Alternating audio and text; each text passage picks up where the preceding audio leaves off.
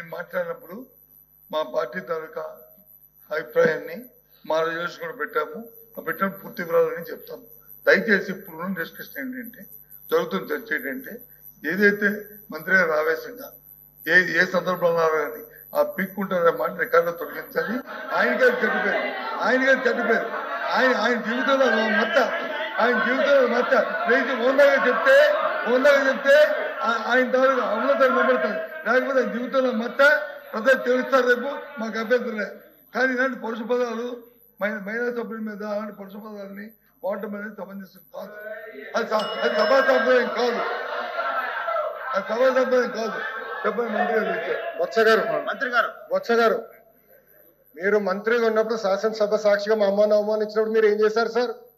మా తల్లిని అవమానించినప్పుడు ఏం చేశారు అంటున్నా? మీరు మారుతారా? మహిళల గురించి మీరు మారుతారా? నేను కళ్యాణి గారు అన్నాను. నాకు మహిళలు గౌరవిస్తాను మా అమ్మ నాకు నేర్పించింది సార్. మీ నాయకుడు నేర్పించలేదేమో, నాకు నేర్పించారు. మహిళలు ఎట్లా గౌరవించాలో నాకు తెలుసు సార్. శాసనసభ సాక్షిగా మా తల్లిని అవమానించారు. కావాలంటే video will play it now. Audio ఉంది దాంట్లో క్లియర్ గా. ఒక తల్లి ఆవేదన బాధ నాకు తెలుసు సార్. నేను చూసా. 3 నెలలు పట్టింది మా తల్లి రికవర్ అయ్యేదానికి. You please don't lecture me on respecting women. నేను కళ్యాణి గారు అన్నాను. కానీ రికార్డులు లేని మేడం గారు అన్నా. ఏకవచ్చంతో ఏనాడు నేను మాట్లాడలేదు సార్. నాకు చిత్తశుద్ధి ఉంది సార్.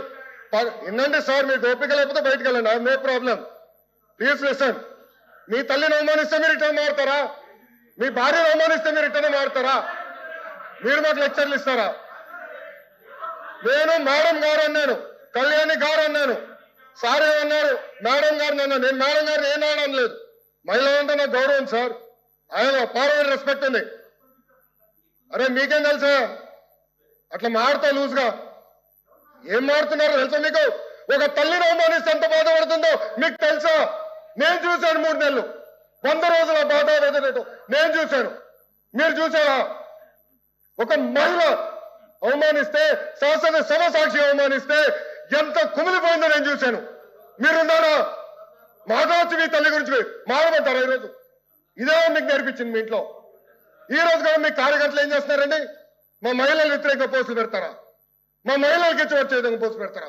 పొరపాటున మా ఒక్క కార్యకర్త భారతిరెడ్డి గారి వ్యతిరేకంగా పోస్ట్ పెడితే జైలుకు పంపించిన ఘనత తెలుగుదేశం పార్టీది. అది మాకున్న చిత్తశుద్ధి. మీలో కాదు. మహిళలు తిడితే ఆనందపడితే వ్యక్తులు మేము కానే కాదు. ఆ రోజు మంత్రిగా ఉన్నాడు ఈయన.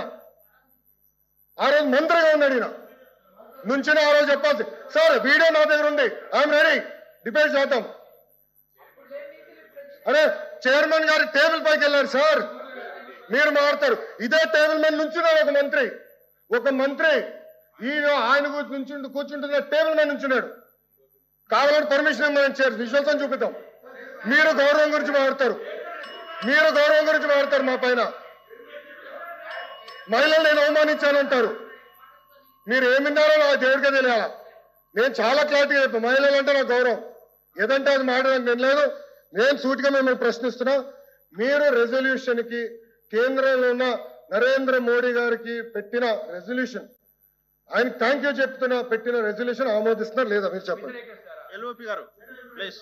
అధ్యక్ష, మంత్రి గారు మాట్లాడిన దాంట్లో మేము అడిగిన ఇక్కడ జరుగుతున్న చర్చ ఏంటి?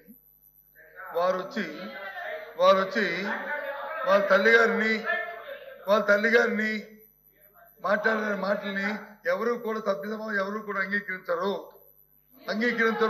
దాన్ని సమర్థించే సమస్య లేదు. ఇప్పుడే కాదు ఆ రోజు కూడా చెప్పాం. మళ్ళీ చెప్తున్నాం. ఏ తల్లిదైనా సరే ఎవరు నిందించినా దాన్ని సమర్థించే సమస్య లేదు, ఆమోదించే సమస్య లేదు. అంత ఈజీగా మనుషులు కాదు మేము. కానీ 15 సార్లు ఆ మాటలు చెప్పుకొని అనవసరంగా ఆ తల్లిని కించపరచడం భావి కాదని నేను సభాముఖం చెప్తాను. 10 సార్లు చెప్తున్నాను. దయచేసి దీని ఇంతటితో విరమించుకోండి. ఆ మాటలను వచ్చి మీరు 10 సార్లు తీసుకొచ్చి దాన్ని రాజకీయాల కోసం ఆలోచించి డిస్కస్ చేయడం అనేది సమంజసం కాదు. మీ ద్వారా నేను నమస్కరిస్తా. తప్పది.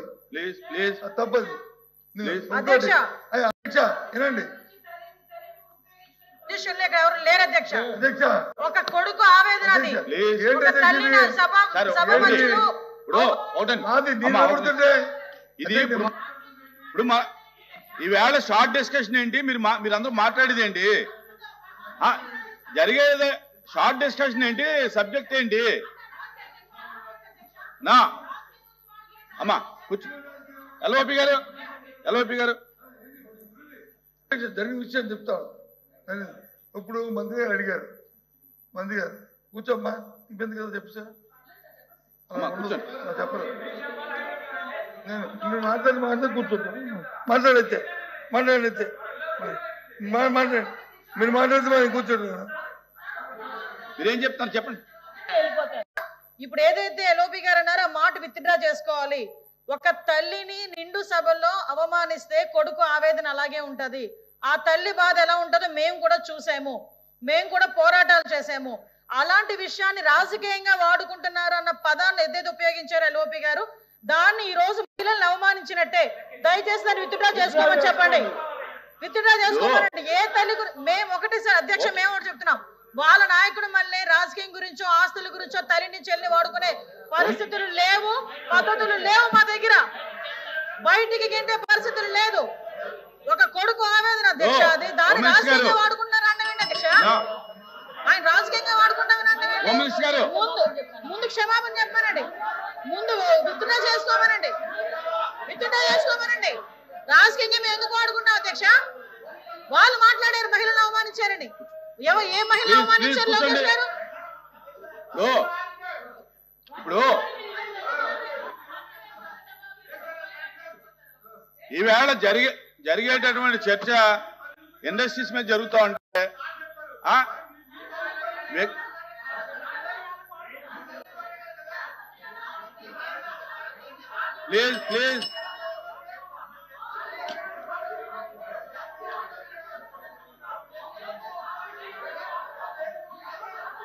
ప్లీజ్ కూర్చోండి. మంత్రి గారు కూర్చోండి. ప్లీజ్ శ్రీరామ్ దయచేసి కూర్చోండి. ఎల్ఓపి గారు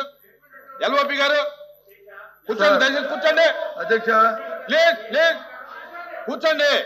అధ్యక్ష కూర్చోండి, ప్లీజ్ కూర్చోండి. అధ్యక్ష మళ్ళీ చెప్తున్నాం,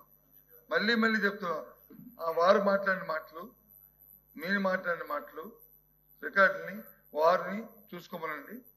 మీరు మాట్లాడిన మాటలు కూడా ఆయనే చూసుకోమనండి. ఏవి తప్పు అనుకుంటారో, ఏ సంబంధం అనుకుంటారో అది వారికే నేను విడిచిపెడతాను. ఏ ఉంచాలో రికార్డులో, ఏవి తొలగించాలా, వారికే ఇస్తాను. నా తరఫున నేను మాట్లాడిన భాషలో కానీ